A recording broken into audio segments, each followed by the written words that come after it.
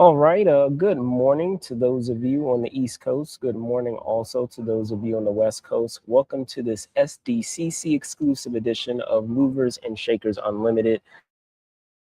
I'm your host, Brandon Choi, also co creator of Movers and Shakers Unlimited. And if you're not aware, today marks I guess you can say, the unofficial start of the 2026 edition of San Diego Comic Con, aka Comic Con International, aka San Diego Comic Con, whatever name you coin for the said show. Pick your poison. Unofficial start is today being preview night. Now, with Comic Con starting this week, I will be on location at the show to share some of the goings on that is happening at the show this week. So with that in mind, I want to welcome today's guest. So give me one moment. You can see it here from the graphics.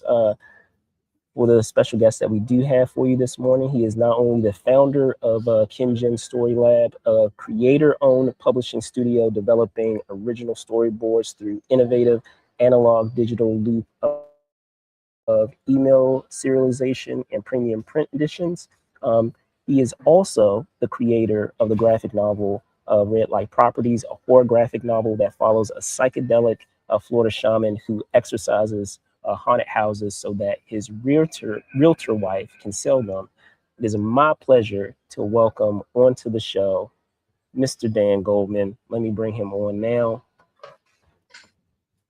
Dan, good morning. Good morning. Thanks for having me, Brent.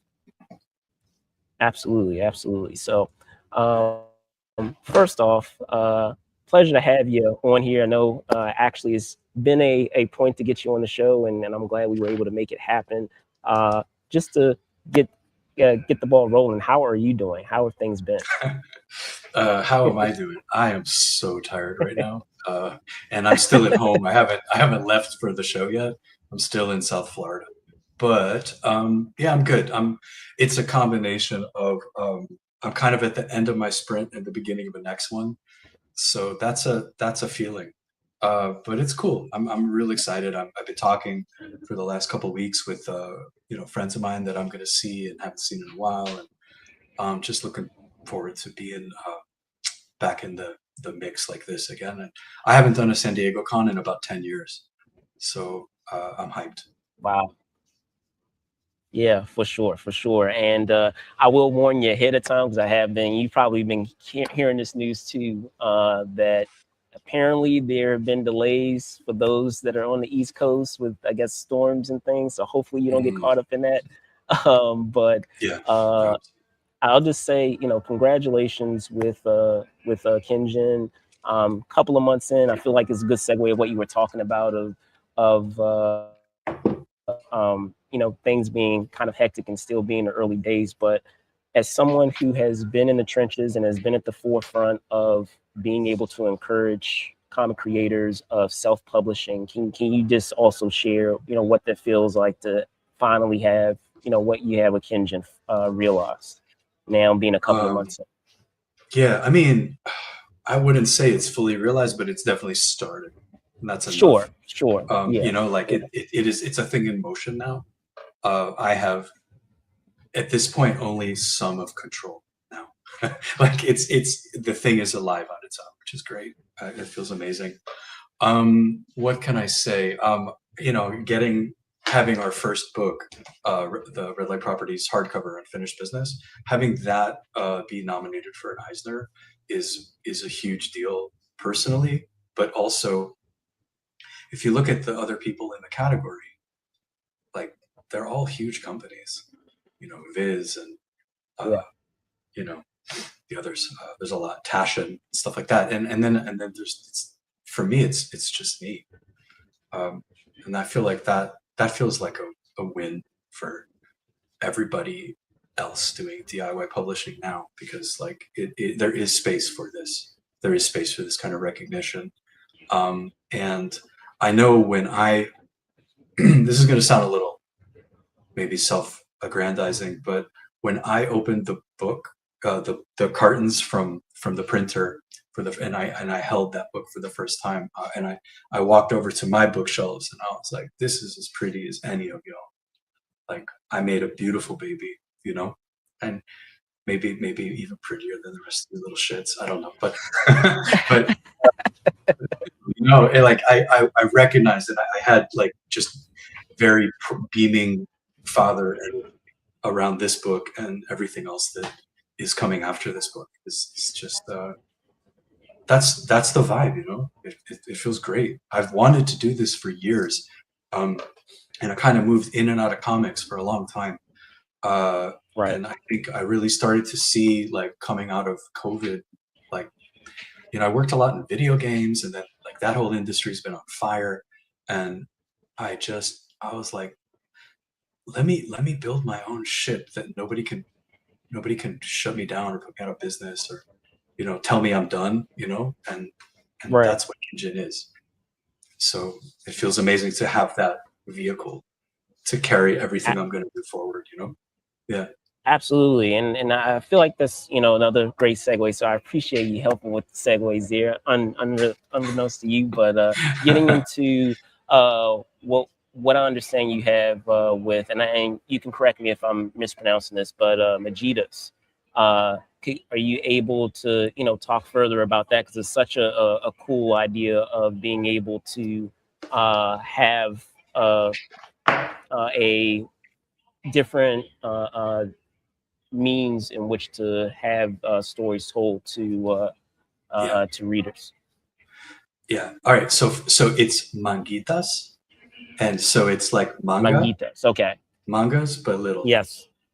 So Got you. they're like it's Japanese and Spanish. I knew I was being Gotcha. fancy, but I wanted to do something that just felt fresh, and Hey, you it's know, okay. You can be bougie everything. with your manga. Yeah, appreciate that. Thank you. But everything is, you know, everything we do is very. I've traveled a bunch. You know, my life is, you know, everywhere I've lived has been multicultural places, and that's just the world that I want to perpetuate and live in. And so for me to Yeah. call this form factor something that blends a few different ideas, that's kind of on brand, you know. But so I mean, let me show you. This is volume 1, Oh, sweet, sweet. Okay. and this is volume 2. You're seeing these before anybody on the con floor. And then I All got right. volume There you 3. guys have it. Oh, so we're Nice. cooking, and we've been cooking. And there's I'm gonna be out at the show with another trailer for a book that no one else knows about yet. But that's gonna be our next big hardcover release. It's not a Red Light Properties project; it's something else. And yeah, there's lots more beyond that too. But I guess the mangitas. You asked me to speak about that. I did a lot of shows in the last year since Unfinished Business came out. I've been hitting the con circuit, you know, the ones that I felt were relevant to me and my audience. And what I have observed was a lot of people, everybody loves what I'm doing. A lot of people don't have $50 to drop on a book. And so, how do I invite them in? And like, this is how. This is something that works. And so, the moment that I started talking about it, all my, you know, my senpais, all my consiglieres, you know, everyone was like, "You got something here," and Yes. so that's the idea, you know, like, and you know, unlike a manga, these are all full color, so Sweet. it's something a little different. Blending, you know, the kind of, you know, the Japanese manga trim size with like the, you know, the color experience of Western comics, American comics, and then of course with like my own special, you know, whatever, whatever, insert cliche here. But yeah, so yeah, I'm really excited about it. And then what's cool about this is a, to me, a far superior way to release new material as I do new stories for this series. Like Mangita number 4, Mangita number 5. Like it's very easy to collect these and have them live in bookstores and not just be ephemeral single issues. which is something I was thinking about, and I'd always wanted to have comic book series. But as I was looking at how Red Light Properties was working and where people were coming to meet it, I think this is the best movie. Awesome, awesome. And uh, in lieu of Comic Con being here, I'm curious, considering how Comic Con is, where there's such a broad fandom and with what you have to work with, especially when you are bringing your work to Comic Con. Was that always the plan for Comic Con to be the place to have it, or did it just work out that way that Comic Con was the show? No, it was not the plan at all. And then when I got the Eisner nomination, which I guess I have no idea actually how long it's been. It feels like a couple months. I really don't know. It could have been 2 weeks. I have no idea. But that was the MANGITA piece of it was already in motion.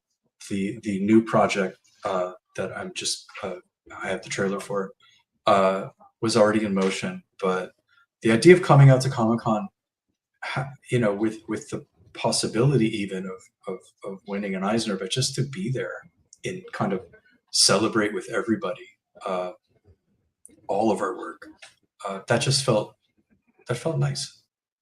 So I slapped together the whole trip pretty last minute, but yeah, I'm happy. I'm really excited. Gotcha. People have been hitting me up, like everyone's been coming out of the woodwork, like, oh, I saw you're coming, blah blah blah, and I just think it's gonna be a blast. I'm really psyched. For sure, for sure. No, the only reason why I asked is because I feel like it is for what MANGITAs are, and what they what the mission of what you're utilizing for. I feel like it's perfect for, I feel like, San Diego Comic-Con. So I was just wondering. Thank you.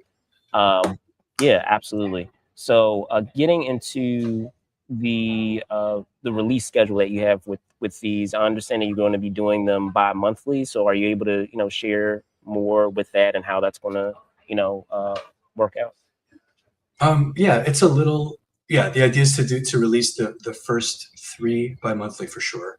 I'll have another set of releases for a new project that will take that place for a little while, and then I'll have and then we'll come back to Red Light Properties and be releasing more of these MANGITAs regularly as well. So right now, I think the first one will drop in September. That is currently the plan. So and the other cool thing, and I think it's actually, like, in some ways the bigger news, is that with these MANGITAs, they're going to be distributed via Ingram book distribution, which means that you can order any bookstore, any comic store, any library, anyone who has an Ingram account, which is most stores in the world, yes, will be able to order the work, that's the best part of it, is awesome. Like the ability to spread and the ability to make this not just like discoverable, but easy to have in your stores. Indeed. And just to bring things, wrap things all together, one thing that I always find fun, even outside of talking with the guests that we have on the show and what they're here to discuss, is trying to find a balance, of what you're here to show to consumers, to fans, but also trying to find that balance for yourself of having fun as well. So as someone who, I know you said it's been a couple of years at this point of attending Comic-Con, but still, you're not a newbie either. So yeah. How do you find for yourself, find that balance? Do you split it up day by day, or I mean, I know that from what I understand, you're coming cosplayed as a Ronin, so I'm picturing that's factoring into it as well. So if you like to share, like, what your approach is and trying to find that balance, because Comic-Con can be very daunting with everything that it has. Yeah. Okay. So the Ronin is Yeah, no, it's good. I got you. The Ronin is really more of a mindset than a cosplay. Gotcha. So I'm, I have always been a Ronin. I've always been a masterless samurai. So that's very Got much it. me at this show. So what does that mean? It means I'm a creator, I'm a publisher. I don't have a table. I'm not doing any signings. I'm gonna just be there doing my thing in the flow. Gonna see old friends. Gonna make some new ones, I hope. Um, and then I'm gonna know in my heart, there'd be a point in the day where I've had enough con, and I'm gonna go for walks.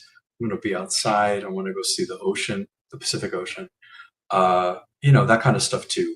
Um, I think having a balance between the uns of Comic Con and not is really key to getting through the whole experience.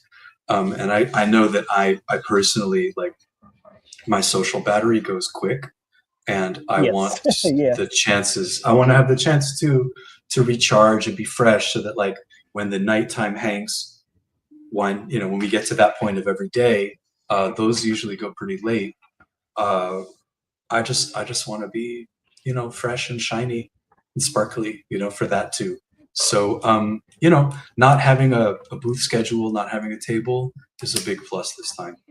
And I'm gonna be like, if you see my face, come say hello, but I will have stuff to show, like I'll have new work in person, and I'll have new work that I'm not posting publicly, but if you want to see it, like ask me, I'll show you on my phone. I can let you in on some like near future Kinjin Story Lab secret projects too. All right. Outstanding. There you guys have it. So squeezing in some time to talk about what you have going on at San Diego Comic Con. Before I let you go, I'm gonna give you the opportunity to go ahead and drop your socials, man. Drop your plugs. Drop the plugs. That sounds weird. All right. Socials. I'm on Right. Instagram is just Dan Goldman. I'm on Blue Sky sometimes, dangoldman.net. And then the real place to get on the ride, because Kinjin Story Lab is a thing, like I said, is a thing in motion, is to join our newsletter, which is free. And that's at Kinjin, KINJIN.co. You can go there and sign up for free, and you will get, you'll unlock 3 years of content already, which is short stories, serialized novellas, Red Light Properties comic episodes, audio stuff, like audio versions of stories. And then you'll get, usually every week or two, a new email with either episode of comics or a different story or some other stuff, whatever else I decide to throw into the mix. But that newsletter is designed to be the sort of digital serial piece that flows into all the print publishing, and to create my own little wicked ecosystem. All right, excellent, excellent. Well, there you guys have it. Again, I want to thank Dan for hopping on. I'm your host, Brandon Choi, co-creator of Movers and Shakers Unlimited. We have the socials down there, but yeah, that'll do it for us here at Movers and Shakers, and I will see you guys soon. Thank you guys.